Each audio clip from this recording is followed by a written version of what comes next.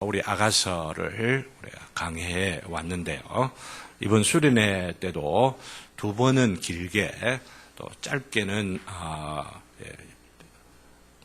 도착 예배 때 그리고 마지막 폐 예배 때 마지막 결론 부분들을 우리가 살폈던 것은 수련회에 참석하지 못한 분들도 나중에 결론 다루게 될 때 또 들을 수가 있겠다 싶은 생각을 갖게 되고 미리 수련회에 참석하신 분들은 전체 그림들을 그리는데 제가 좀 주목을 했었던 것을 여러분들 기억하실 것입니다.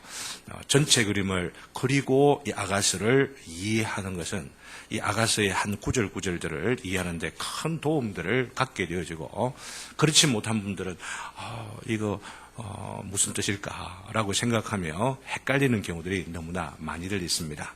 전체 숲을 보고 가지를 볼 줄 알고 가지도 보면서 전체 숲을 보는 것이 우리에게 필요한 것인데 이번 수련회 때 참석하지 못하신 분들은 그 밴드에 보면은 녹음까지는 못해도 제 블로그에 올려뒀던 설교 원고들을 다 두었기 때문에 기회가 되는 대로 혹시 보시면은 수련회 때 있었던 내용들을 여러분들이 또한 살펴보시고 따라오실 수 있으리라 생각되고 앞으로 기회 있는 대로 종종 또 복습들도 해가곤 했으면 하는 생각들을 갖고도 있습니다.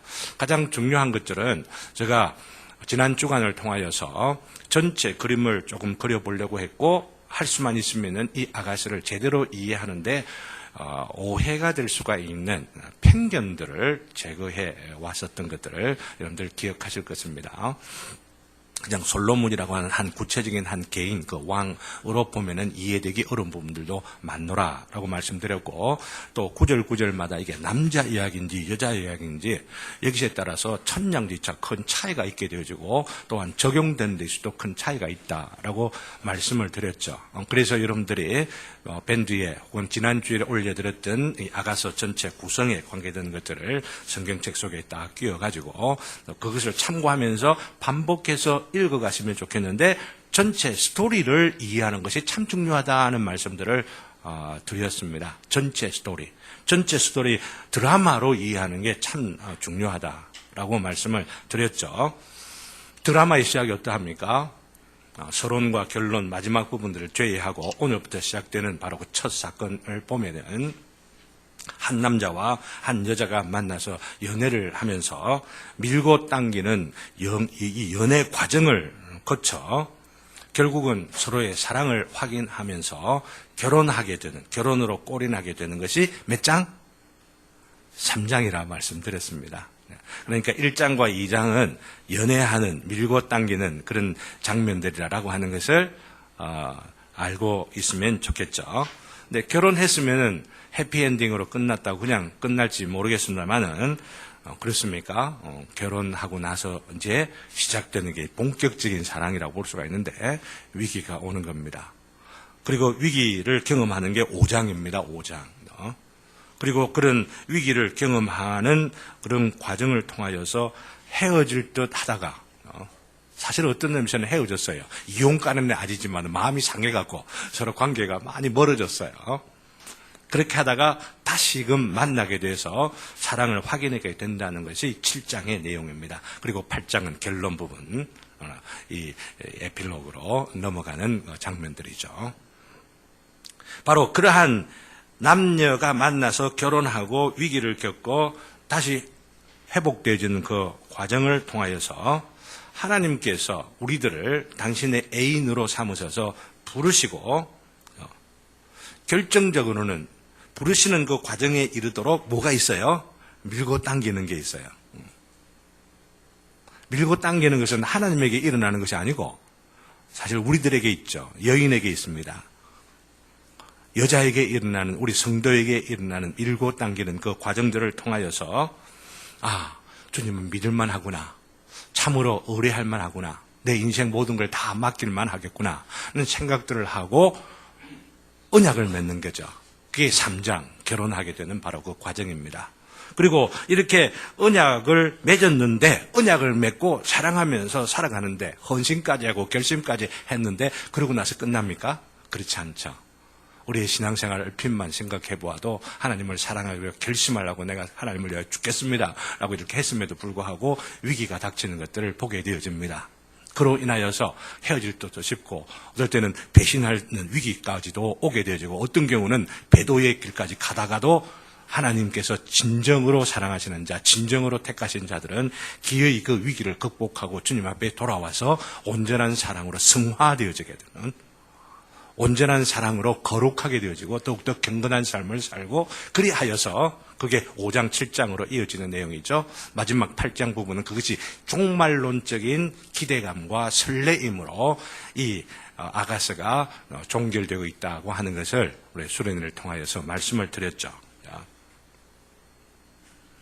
이제 그 줄거리를 대략적으로 이렇게 큰 줄거리를 우리가 머릿속에 담고 있으면서 이제 그 줄거리를 이제 본격적으로 구체적인 이 언어를 통하여 살펴보게 될 것입니다.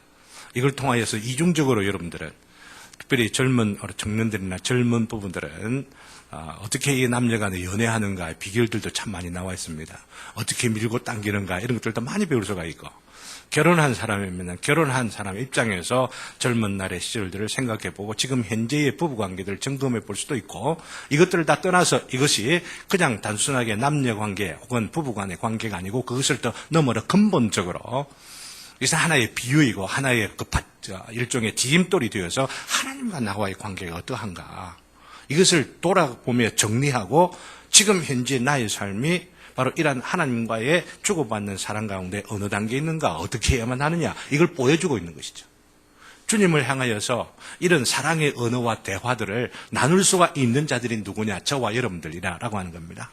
솔로몬보다 더 위대하신 왕 대신 바로 그리스도께서 우리를 부르셔서 우리를 주님의 그 깊고 참 깊은 교제의 지성소로 우리 초대를 하실 때에 우리가 어느 단계에 있는가를 생각해 볼 수 있게 하는 바로 이 아가서이기 때문에 너무너무 중요한 성경이 바로 이 아가서다라고 하는 것을 말씀을 드리고, 그래서 여러분들에게 호소하고 여러분들에게 막 강제적으로라도 이거 꼭 좀 우리가 깊이 있게 묵상하고 배워가면 좋겠다는 말씀들을 드리고 싶은 마음인 것입니다. 먼저 본격적인 오늘 첫 시간이라고도 볼 수가 있는데요. 먼저 5절을 보게 되면은 5절 우리 한번 다 같이 읽읍시다. 5절 다 같이 시작. 예루살렘의 딸들아, 내가 비록 검으나 아름다우니 게달의 장막 같을지라도 솔로몬의 휘장과도 같구나. 여기 맨 처음 생각해 보고자 하는 것은 예루살렘의 딸들아라고 부르고 있다라고 하는 것입니다. 그리고 그 뒤에 하고 있는 말들이 자기가 어떠한지를 지금 말하고 있거든요. 자기를 소개하고 있는 거죠. 나는 어떠하다라고 하는 거죠. 어떠하다고 말하고 있습니까? 거무튀튀하다라고 말합니다. 거무튀튀하다. 그러면서도 아름답다라고 또 말하고 있습니다. 아주 좀 묘합니다. 거무튀튀하면은 못생겼다고도 볼 수가 있고, 또 거칠다고 흉하다고도 볼 수가 있는데 아름답다라고 말하고 있습니다. 그것을 또한 게달의 장막과 솔로몬의 휘장으로 비교하면서 자기를 소개하고 있는 내용입니다. 소개하는 그 내용은 뒤에 우리가 생각해 보도록 하고, 예루살렘 딸들아라고 말하며 부르고 있는 것이 어떤 의미를 갖고 있느냐라고 하는 것이죠. 1절부터 우리 4절까지를 생각해 보면서 처녀들아라고 말하고 있는 것을 보게 되죠. 내만 나의 남자를 사랑하는 것이 아니고 나의 남자는 처녀들에게도 존귀하고 사랑을 받을 만하고, 그것뿐만 아니고 처녀들아 나하고 같이 그 님을 만나러 가자고 말하였던 내용이 이 아가서 전체의 내용이고, 그것을 바로 이 프롤로그 1절부터 이 4절까지 미리 압축 정리 요약하고 제시하고 있다고 말씀을 드렸죠. 거기에 나왔던 처녀들을 여기 오늘 처음 시작하면서 예루살렘의 딸들아라고 부르고 있어요. 그리고 예루살렘의 딸들아라고 하는 표현은 아가서를 전체적으로 보면은 6번이 나오고 6번. 한 번은 바로 예루살렘의 딸들아라고 하는 말을 시온의 딸들아라고 말하고 있는 것을 또한 발견할 수가 있습니다. 굉장히 중요하다라고 하는 것을 우리는 볼 수가 있는데요. 어떤 면에서 중요하냐라고 말하면은 그저 단순한 처녀들을 예루살렘의 딸들이라, 이렇게 예루살렘이라고 하는 것을 특별히 주목하고 있는 바로 이것이 특별한 의미를 갖고 있다고 하는 것이죠. 왜 그렇습니까? 예루살렘이 성경에 보면은 굉장히 특별한 의미를 갖고 있기 때문입니다. 예루살렘의 역사가 어떻게 되는지 여러분들이 살펴보면 특별히 여호수아를 통하여서 대략적으로 보았습니다만 개인적으로도 이 예루살렘을 여러분들이 깊이 있게 관심 있게 성경을 쭉 살펴보게 되시면은 어떻게 이방인의 땅에 속해 있다가 그리고 또 베냐민 지파에게 기업 분배가 되었는데 실제로 차지하는 건 누가 차지해요? 유다 지파가 차지하게 되고 다윗이 정복하게 되고 그 다윗 성으로 삼게 되어지고 시온 성으로 이름도 불려지게 되고 그러다가 어떻게 돼요? 나중에는 신약 성경 그 끄트머리에 있는 그 요한계시록을 통해서는 신부처럼 가장 이 장식하여 내려오게 되는 새 예루살렘의 한 예표가 되어지는 모습들을 우리가 보게 되어지면서 이 예루살렘이라고 하는 것이 비상한 도시다라고 하는 것을 알 수가 있을 것입니다. 그러니 예루살렘의 딸들아라고 하는 것도 비상한 의미를 갖고 있다고 볼 수가 있겠죠. 당신의 이름을 하나님께서 두시고자 선택하셨고 새초 새말까지 지켜보시겠다라고 하신 바로 그 도시가 바로 이 예루살렘인데요. 이 예루살렘의 가장 중요한 것은 어떤 의미에서 그러합니까? 이 예루살렘에 하나님의 전이 있기 때문이죠. 하나님의 이름을 두시고 하나님의 임재를 이 땅 가운데 모든 것들이 하나님의 임재하시는 곳이지만은 그 가운데서도 특별하게 택하셔서 당신의 이름을 충만하게 두시겠다라고 하는 곳이 이 예루살렘이고, 근데 이 예루살렘이 예루살렘답지 못할 때 어떻게 됩니까? 오히려 애굽이 되는 겁니다. 그게 요한계시록에 보면은 애굽이 되는 겁니다. 이런 이중적인 의미를 갖고 있어요. 예루살렘이 진정으로 참된 새 예루살렘을 바라보게 하는 것인가 하면은 이 예루살렘이 이름만 예루살렘으로 갖고 있으면은 뭐로 된다? 애굽이 되고 오히려 타락한 바벨론과 똑같은 도시라고 하는 것을 우리 성경 전체에서 있는 것을 우리 참고하게 될 때에 이 예루살렘의 딸들아라고 하는 그런 의미는 어떤 이들은 참된 신앙을 가지고 있죠. 참된 신앙을. 예루살렘을 통하여 새 예루살렘을 바라보게 하는 것처럼. 그리고 참된 신앙을 갖고 있는 사람이 있는가 하면은 이름은 예루살렘 안에 있는데 참된 신앙을 갖고 있지 못한 자들도 여전히 있는 것이죠. 예수님께서 십자가로 지금 마지막 돌레로사 지금 십자가의 길을 걸어가실 그때에 제자들, 여인들이 울고 이러니까 예루살렘의 딸들아 울지 말아라 라고 말하고 있죠. 그러면서 뭐라고 말씀하십니까? 너희를 울어라. 너희 자식들을 위해서 울어라. 그 예루살렘의 딸들 가운데서는 거듭난 자가 있고 하나님의 택함을 받은 자들이 있지만은 예루살렘에 있다고 하는 그것 때문에 종교적인 의식으로는 있지만은 누군가가 지금 죄인이 지금 십자가를 지고 지금 사형의 그 형장으로 지금 가고 있는 것들을 보면서 일종의 의식에 참여해가지고 아이고야라고 하는 그런 어떤 사람들도 있을 수 있다라고 하는 이야기입니다. 그래서 우리 주님께서는 너희를 위해서 울어라. 너희를 위해서. 스스로의 모습들을 생각해보고 스스로가 과연 예루살렘에 살고 있는 마땅한 자들이냐라고 하는 그런 의미로 우리 주님께서 말씀하셨죠. 그래서 그래야 예루살렘의 심판이 임하게 될 때 우리 주님께서 하신 말씀이 뭐예요? 푸른 나무인 자기 자신도 어떻게 해요? 이렇게 죽음을 당하게 되는데 마른 나무 막대기 같은 너희들이 어떻게 되겠느냐라고 말하며 주님께서 염려하셨던 바로 그때 사용하시던 말이 예루살렘의 딸들아라고 하는 말들이죠. 한마디로 이야기하면 교회의 회중들이라고 할 수가 있습니다. 교회의 회중 가운데 있는 바로 알곡과 가라지를 다 포함해서 모두 다 포함하고 있는 바로 그런 의미가 예루살렘의 딸들이라고 하는 것이죠.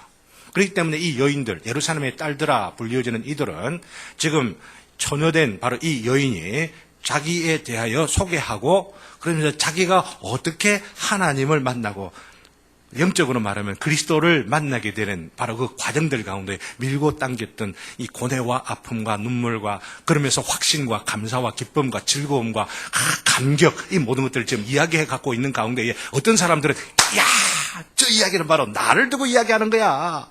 내가 지나왔던 그 감격, 내가 지나왔던 그 번민과 괴로움 가운데 그것이 어떻게 해소되고 해결될 건가라고 생각하면서 즐거워할 사람도 있고 어떤 사람들은 예루살렘 속에 있었던 산이면 뭐 재미도 없는 저런 이야기를 하는 거야. 나하고는 관계가 없는 거야. 이렇게 생각하는 사람들도 있을 거예요. 말이 마치 우리들 전체를 두고 말한다고 한다면은 우리들 전체가 지금 예루살렘의 딸들입니다. 남자라 하더라도 나는 딸입니다. 예루살렘의 딸들입니다. 아시겠어요? 우리 모두가 다 예루살렘의 딸들입니다.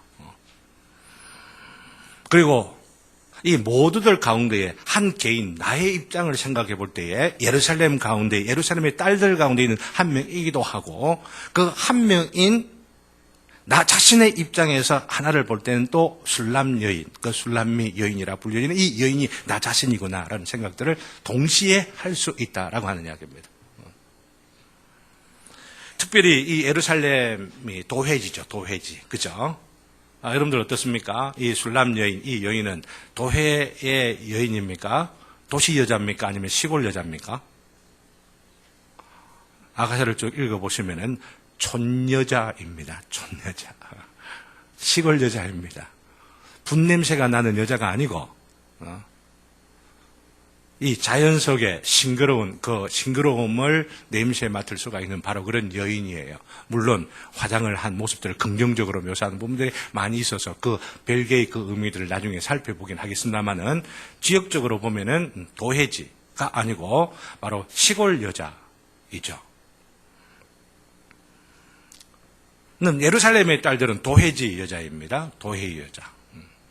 이것은 무엇을 의미하느냐 하면은 바로 우리 교회 회중이라고 볼 때에 교회 생활에 제법 구력이 있고 제법 세월의 연민들이 쌓여 있고 나는 교회 생활을 오래 했다고 말할 수 있는 사람들이 바로 예루살렘의 딸들이라고 하는 것입니다. 그런데 바로 이 오랜 교회 생활을 하고 있는 그런 회중들 모두가 이제 갓 교회 생활을 하면서 주님의 사랑을 배워가며 고백하고 있는 신참 교인이 있을 수가 있겠죠. 그냥 교회에 온 것이 아니고 새로 주님을 알아가고 영적으로 각성되어서 뭔가 갈망하고 소망하면서 더 완전한 것, 더 올바른 것들을 알아가고 갈망하며 생활하고 있는 바로 그런 사람들, 새가족들이라 볼 수가 있습니다. 새가족들. 그 새가족들을 예루살렘의 딸들로서, 교회의 회중들로서, 이미 교회 생활을 오래 하고 있는 사람들로서, 우리 회중 가운데 있는 그 사람들을 소중하게 여기고, 그 입술에서 나오는 고백이나 간증들에 귀를 기울여야 한다라고 한 겁니다. 신참자거든요. 시골 여자로서.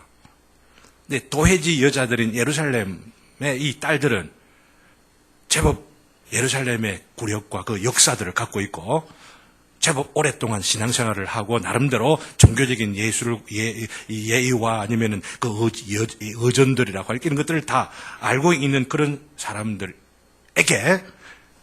예루살렘의 딸들아 내 말을 들어보라고 지금 하는 거죠. 무슨 말 아시겠습니까? 그러니 우리 교회 회중들 되시는 분들, 예루살렘의 딸들 되신 우리 모두는 우리들 가운데 있는 신참자들, 이제 주님과 하나님을 만나서 사랑하려고 하는 바로 그런 단계에 있는 그런 사람들에 대해 귀를 기울이라라고 하는 거죠. 귀를 기울여야 한다라고 하는 겁니다. 그리고 우리 새가족들 가운데 새로운 신참자들한테 이런 고백이 있기를 기대해야만 하는 것입니다. 왜냐하면은 나도 신참자 때였던 때가 있었기 때문이죠. 나도 이런 신앙의 그 과정들을 거쳐왔던 자이기 때문에 만일에 이런 내 신앙의 과정들을 교회 생활을 오래 했다라고 하는 이것으로만 만족하고 그것으로 자족하고 그것으로 끝났다고 생각하는 자들이라고 생각하고 자들이면서 내 안에 이렇게 지금 이 여인을 통하여 고백되어지는 이 고백의 내용들이 나에게 없다고 한다면은 이름은 예루살렘이라 하더라도 애굽인 자이고 이름은 예루살렘이라 하더라도 바벨론인 자들이죠. 이것을 통하여 우리가 우리 자신들을 회중들 가운데 있는 우리 모두가 다 이러한 감격 혹은 기대와 안타까움을 가지고 무언가를 찾고자 하는 바로 이 그 고백들이 있었느냐는 것을 돌이켜 볼 수가 있고, 그죠? 새로 오신 분들이나 막 이제 신앙생활이 뭔지를 알고 배워가려고 하는 자들이 있으면은 바로 그런 자들은 어떤 고백들을 지금 하고 있는가를 우리가 헤아려 보면서 비교해 보게 되고 올바른 방향으로 고백할 수 있도록 우리가 나와야 된다라고 하는 것이죠. 오늘 본문에서 여인이 하는 이 고백의 내용을 내가 교회 생활을 오래 했다더라도 만일 없다라고 하면은 여러분 자신을 진지하게 살펴봐야만 하는 겁니다. 다시 한번 이 여인의 입장에 서서 우리가 교회 생활을 다시 해야 되는지 모르는 바로 그런 가르침들이 오늘 메시지 가운데도 있다라고 하는 겁니다. 예루살렘의 딸들이라 오래 교회 생활하는 것으로 불리워지는 것이 아니고 오래 교회 생활한 사람답게 예루살렘의 딸들이라 불리워지는 자들답게 정말 새 예루살렘의 표상이 되어지는 바로 그런 자들로 우리가 설 수 있게 되기 때문인 것입니다. 그러니 어떻게 이 여인이 자기를 묘사하고 있는지를 우리가 살펴보았으면 좋겠어요. 어떻게 묘사하고 있습니까? 이렇게 묘사하고 있습니다. 내가 비록 검으나 아름다우니 게달의 장막 같을지라도 솔로몬의 휘장과도 같구나. 이 아가서를 우리가 해석하게 될 때에 간혹은 제가 번역이 어떠한지를 언급할 때가 이래 있을 것입니다. 크게 여기 성경에 있는 내용들을 크게 어긋나게 또 이렇게 하지는 아니하겠습니다만 되도록이면 맞추어서 이렇게 하긴 하겠습니다만은 뉘앙스나 이런 것들이 있을 때에 조금 강조할 그런 일들이 있을 것입니다. 검으나 아름다우니 라고 하는 것은 원어로 보면은 검으나 밭 역접이 되어진 것이라기보다도 검고 아름답다라고 하는 뜻입니다. 검으면서 아름답다라고 하는 그런 뜻입니다. 검으면서 검기도 하고 아름답기도 하다라고 하는 것이죠. 게달의 장막 같을지라도라고 하는 이 찌라도가 어떻게 보면은 좋을 듯도 싶은 생각이 드는데 원어로 보면은 게달의 장막 같고 또한 솔로몬의 휘장 같기도 하구나라고 그렇게 번역될 수 있다고 하는 것입니다. 먼저 우리 게달의 장막이 어떠한지를 그림으로 좀 보여주시겠습니까? 이렇습니다. 게달의 장막이 어떻게 생겼죠? 검죠? 검죠? 무지무지 검습니다. 어떤 이들은 이 검은 모습은 있지만 그 안에 들어가 보면은 그 베두인들 그 안에 보면은 굉장히 좀 이쁘고 아름다운 것들도 또한 있기 때문에 이 아름답다고 하는 것이 동시에 표현될 수도 있다라고도 보여집니다. 그러나 솔로몬의 휘장을 보게 되면은 어떤 이들은 솔로몬이 성전을 세우기 이전에 텐트를 보게 되면은 검은 염소 가죽으로 되어 있는 부분들도 있기 때문에 성전 혹은 성막도 검은 요소가 있다, 흉한 요소가 있다라고 말하지만은 그건 솔로몬 때가 아니고 솔로몬 이전 때거든요, 그죠? 그러니까 솔로몬의 성전은 외모도 아름답고, 그죠? 엄청나고, 그리고 그 안에 내부도 엄청나게 화려하죠. 솔로몬의 휘장이 그래서 솔로몬의 성막, 성전에 있는 휘장이 어떠한지. 여러분들이 정말 저도 마음 가운데 기대하고 또 준비하고 있는 것들 가운데 하나가 출애굽기에 나오는 성막에 대한 자세한 내용들, 영적으로 어떤 의미를 갖고 있느냐. 그리고 이 대제사장 또 제사장의 법복이 갖고 있는 이 의미들이 어떤 거냐. 저는 감격하고 감탄하면서 제가 흥분했던 바로 그런 것들이 있기 때문에 여러분들하고 어떻게 좀 나눌 수 있을까라고 생각들을 하게 되는데요. 솔로몬의 그 휘장이라고 하는 것은 솔로몬의 그 안에 지성소 안에 있는 바로 그것을 두고 말한다고 볼 수가 있는데 뭐라고 영적인 상상력 가운데 저는 황홀함을 경험한 적이 있습니다. 너무나도 감탄이 되고 입이 쫙 벌어져. 이게 문자로 되어 있는 게 바로 이런 거구나. 수치를 재어가면서 그 상상 속에 성전 속에 들어가 본 적이 있다라고 하는 겁니다. 더욱이나 그 성막을 지나서 이 휘장을 지나서 이 지성소 안으로 들어간 그 언약궤 있고 천사가 두 날개를 가지고 이렇게 있는 하나님의 임재에 바로 그 자리에 들어가게 되는 장면들을 생각해 보면서 아름답다 이렇게 묘사를 해놓고 있는 거거든요. 그런데 생각해 볼 수 있기를 바랍니다. 한편으로는 이렇게 더럽고 흉하면서 그죠? 검으면서 이렇게 아름답다라고 말하고 있는 이것을 어떻게 이해해야 하겠느냐라고 하는 것이죠. 먼저 왜 검게 되었을까요? 검게 된 이유가 나옵니다. 그죠? 검게 된 이유가. 왜 검게 됐죠? 햇빛을 많이 탔기 때문입니다. 왜 햇빛을 많이 탔습니까? 오빠들이 나오는데요. 나중 뒤에 가면서 좀 더 내용이 깊어지면 말씀을 좀 드리도록 하겠습니다. 아빠가 안 나와요. 이 처녀에게는. 아빠가 아마 일찍 죽은 것 같아요. 생활이 굉장히 어려웠을 것이라고도 여겨지기도 합니다. 그리고 신분이 굉장히 높은 왕 같은 신분의 낭군을 만나가지고 사랑하는 바로 그런 과정 가운데 있기 때문에 쉽게 지나가는 재벌이 당신 내하고 만나? 사랑하자라고 말할 때 믿어지겠습니까? 쉽게? 안 믿어지죠. 장난치나 이렇게 하는 마음도 있을 수가 있게 되겠고, 그죠? 좋기는 좋지만은 그러면서 의심스러운 그런 마음들이 있을 수가 있잖아요, 그죠? 그만큼 어려운 시골 처녀와 도회지 남자와의 그 사랑 관계가 지금 전개되고 있는 것입니다. 이런 것들을 통하여 보여주고 있는 바가 무엇이냐면은 어쨌든 오빠들이 있는데 이 오빠들이 이 여인을 두고 이 여동생을 두고 곱게 키우고 오히려 더 사랑해주고 오히려 니는 이런 일 하지 마라고 해야만 될 것 같는데 어떻게 해요? 오히려 바깥으로 내쫓아가지고 오빠들은 뭐 하고 있는지 오히려 편하게 지는 것 같아요.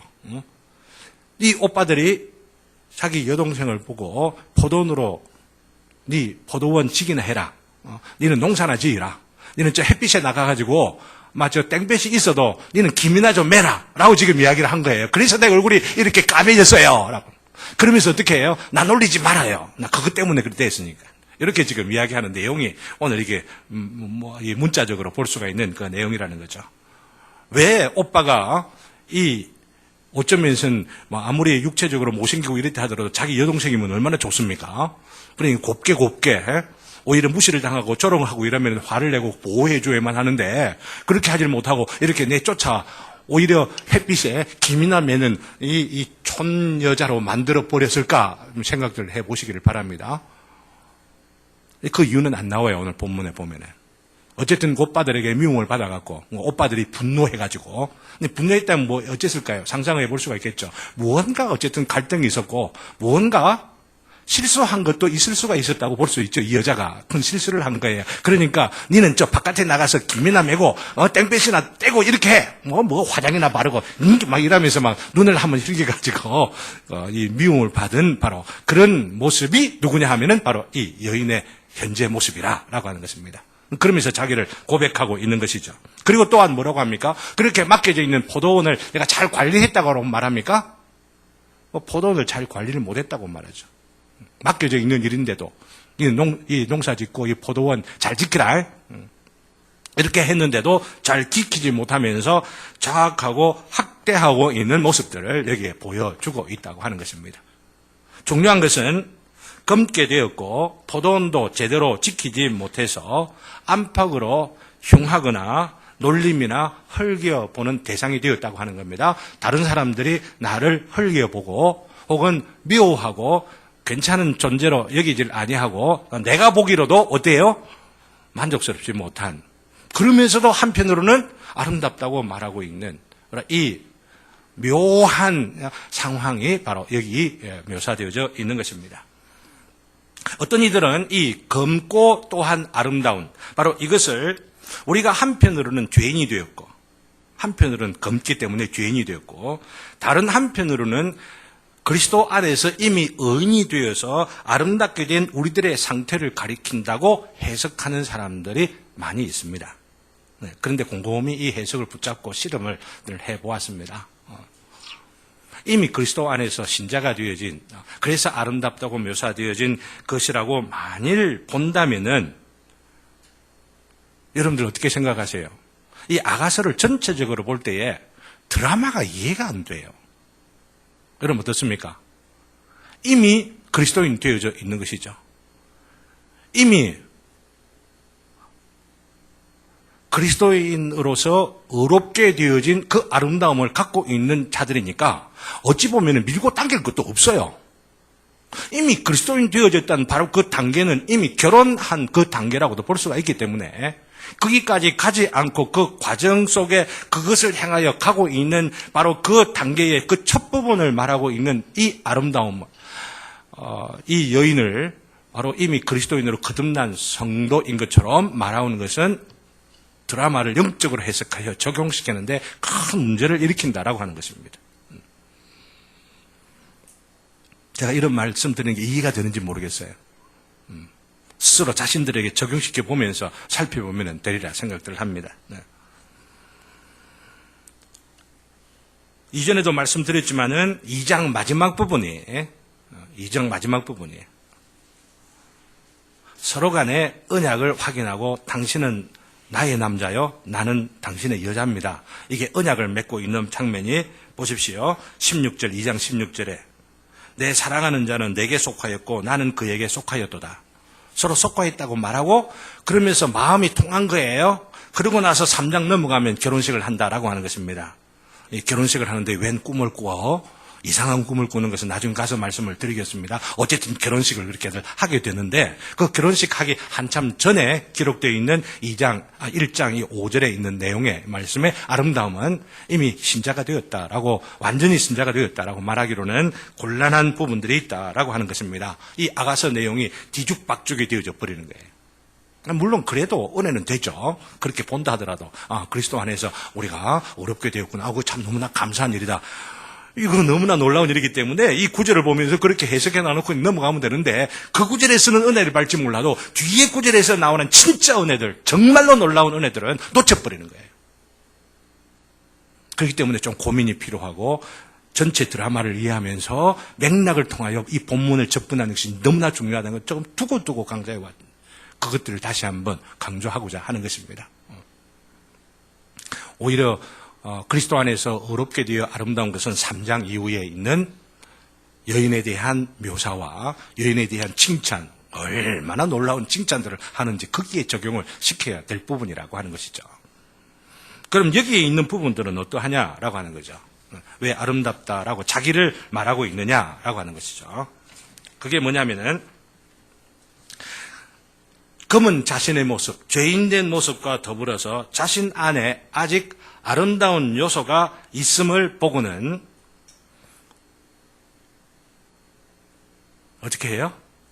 아름다우니까 뭐 괜찮잖아. 한편 내 안에 못난 모습을 보고 내 안에 검은 모습을 분명히 보고 인정하면서도 나는 아직 아름다우니까 하나님에게나 그리스도에게 온전히 내 자신을 맡기지 않아도 될 것 같아 라고 하며 하나님에게 온전히 자기 자신을 맡기지 못하고 있는 상태라고 보는 것이 오히려 더 낫다고 하는 것입니다. 그렇기 때문에 그렇게 보면 뒤에 있는 스토리가 조금씩 이해가 되어집니다. 왜냐하면 다음 절에 생각할 7절에 보면 어떻게 해요? 쉴만한 곳으로 나를 인도해 주세요 라고 말합니다. 아직 쉬지 못하고 있는 것이 있는 거예요. 아직 그 마음 가운데 갈등이 있는 겁니다. 고민이 있는 겁니다. 한편으로는 내 안에 연약하고 부족하고 꺼무튀튀한 그 모습들이 있는가 하면은 또 한쪽으로는 나한테 제법 괜찮은 부분들이 있다고 한 거예요. 한편으로는 내가 못났다고 하는 것 인정을 하지만, 죄인인 거 인정하지만 또 내 안에서는 나를 괜찮다고 보게 만드는 바로 그런 요소들, 바로 이것들이 있어서 그리스도 안에서 내가 괜찮다, 그리스도 안에서 내가 아름답다라고 하면 그게 통일이 될 것인데, 그 갈등이 주님 안에서 해소가 되어진 부분이라 볼 수 있는데, 이런 해소될 만한 그런 요소들이 없어서 어떻게 돼요? 고민하고 갈등하고 있는 것입니다. 앞에 말씀드린 3장 전에 나오는 나는 당신에게 속했고 당신은 나에게 속했다, 우리 서로 결혼합시다라고 하는 단계까지는 이제 못 간 거예요. 마음을 그렇게 온전히 주지는 못하는 거예요. 나중에 듣지 못하는 부분들을 우리 1장 이후의 부분들을 통하여 우리는 살펴보게 될 것입니다. 오늘 본문에도 그런 부분이 나와요. 사실은요. 자신의 이중적인 모습으로 갈등하고 있는데 이제는 해결하고 싶다는 겁니다. 그 갈등을 해결하고 싶다고 하는 거죠. 우리 신앙생활에 이런 것들이 너무 많잖아요. 그죠? 자신의 부족함과 죄인됨을 한편으로 종교적으로 발견을 하지만 또 그것을 깨닫고 이걸 어떻게 해결할까, 나는 왜 이렇게 살까라고 생각하며 교회를 오기도 하고 또 교회를 다니는 사람들과 대화를 해보곤 이렇게 하지만은 아직도 자기 안에 의가 있어요. 자기 안에 대단한 것이 있어요. 아름다운 자부심이 자기 안에 있어요. 이걸 깨뜨리지 못하고 있는 거예요. 분명히 겸손합니다. 분명히 내 안에 잘못된 것들을 인정하고 있기 때문에 세상에 있는 일반 다른 어떤 사람들과 비교를 하면은 많이 겸손하다고 볼 수가 있지만, 그러나 그 안에 자기의 아집이 있는 거예요. 여기서 참 흥미로운 것들을 오늘 본문을 통해서 한번 같이 보았으면 좋겠습니다. 그게 뭐냐면은 왜 자기가 검은지는 분명히 알고 있어요. 그쵸? 왜 자기가 검은지는 분명히 말하면서 오빠들 때문에 밖에 나가서 일하게 돼갖고 또 맡겨진 그 포도원도 난 지키지 못해갖고 이렇게 얼굴 거무튀튀하게 되어노라 라고 말하는데 아름답다고 말해놓고 왜 아름다운 일은 이야기를 안 하고 있어요?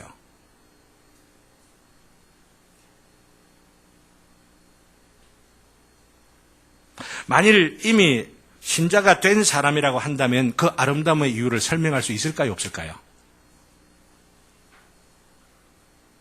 이미 그리스도인 되어진 자, 이미 그리스도 안에서 거듭나게 된 자들은 내 안에 있는 너무나도 긍정적인 요소들, 너무나도 대단한 요소들, 너무나도 아름다운, 너무나도 위대한 그 모습에 대하여 왜 그런지 설명할 수 있을까요? 없을까요?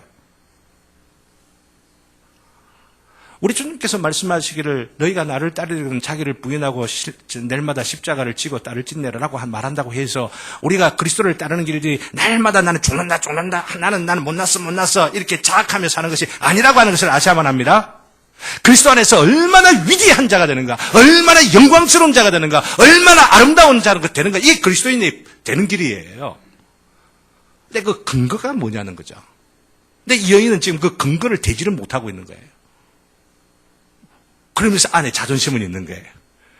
나는 괜찮은데 못난 부분 분명히 인정하지만은 그러나 그럼에도 불구하고 내 안에 뭔가 내 스스로 생각하는 자존심, 마지막 이거 무너지면은 어떻게 해볼 도리가 없는 그 무언가를 붙잡고 지금 빠동빠동하면서 이거 무너지지 않으려고, 이거 깨지지 않으려고, 이거 붙잡고 지금 살아가고 있는 바로 그 인생의 모습을 여기에 묘사를 하고 있다는 거예요.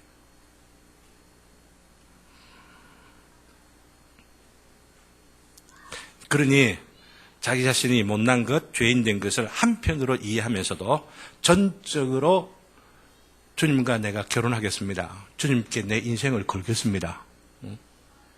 주님에게 내 인생을 모두 다 맡기겠습니다. 이런 언약을 맺지 못하는, 결혼식에까지 들어가지 못하는, 혹은 결혼식을 해 낚이는 약속은 남아놨는데 그 안에 지금 고민들을 계속하고 있는, 실제로 내가 결혼을 할 것이냐 말 것이냐로 그런 어떤 갈등과 고민의 한 과정 가운데 있는 바로 그런 모습들이라고 하는 것이죠.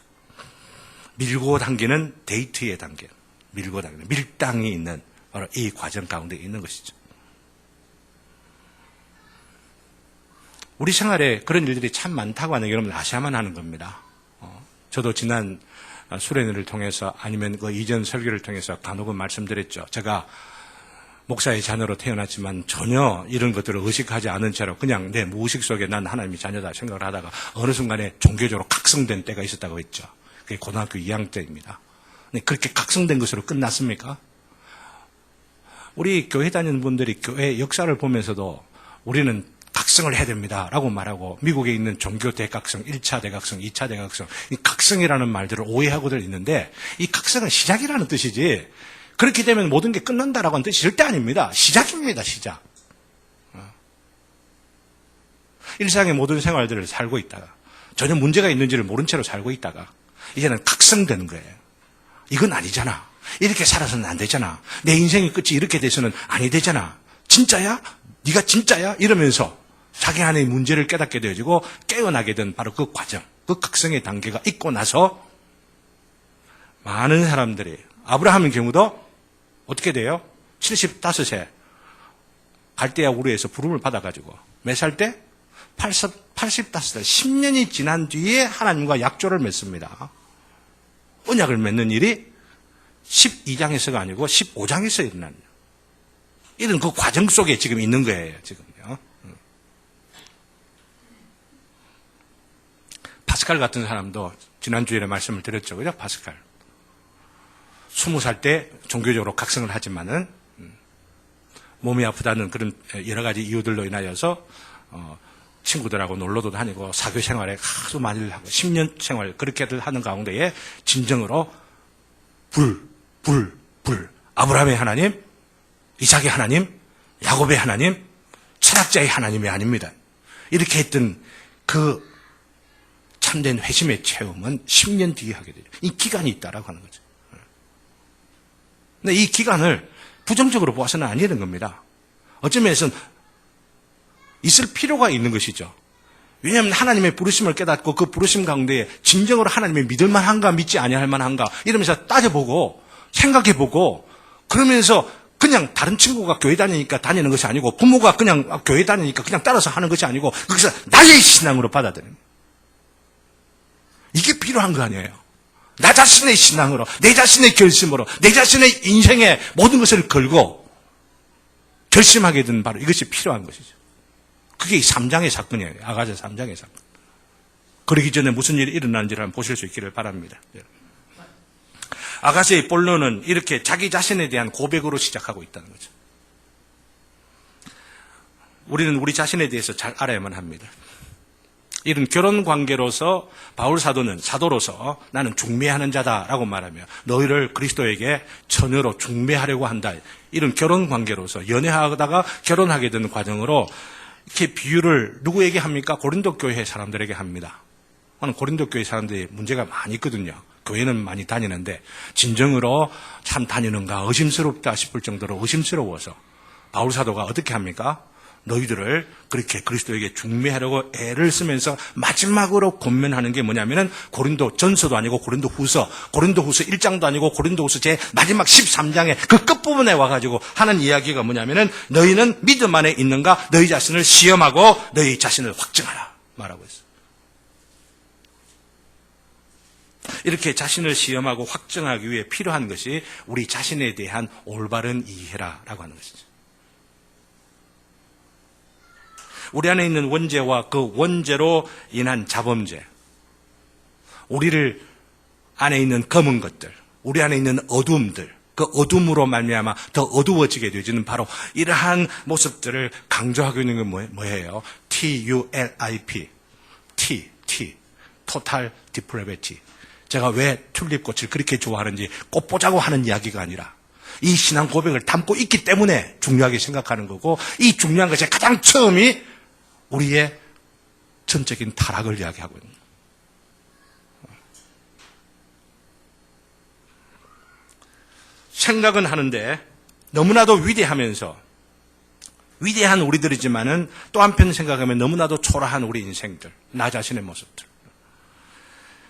무언가 생각은 하는데 그 생각하는 것을 제대로 실천하는 능력도 없고 때로는 의지도 없고 생각은 대단한데 생각 속에서 엄청난 그 궁궐을 지어놓고 이야 멋있다 이렇게들 하는데 그것을 이루기 위하여 조금 더 애를 쓰지 아니하고 애를 써보려고 하니 능력도 없는 우리 인생의 모습들.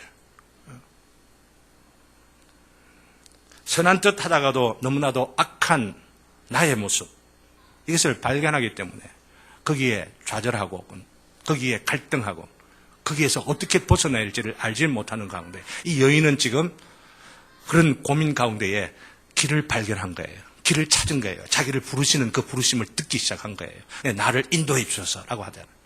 7절 다음 주에 우리 생각합니다. 어떻게 그 부르심에 통하여 어떤 조언들을 듣고 있는지를 다음 주에 우리 생각을 해보게 될 것인데 어쩌면 내 자신으로 인하여 절망하고 단식하며 이 절망하고 단식하고 있는 스스로의 모습들을 볼 때에 남들이 나를 조롱하고 있는 모습도 당연하고 내 자신도 나를 조롱할 수밖에 없는 정말로 절망적인 바로 그런 모습들을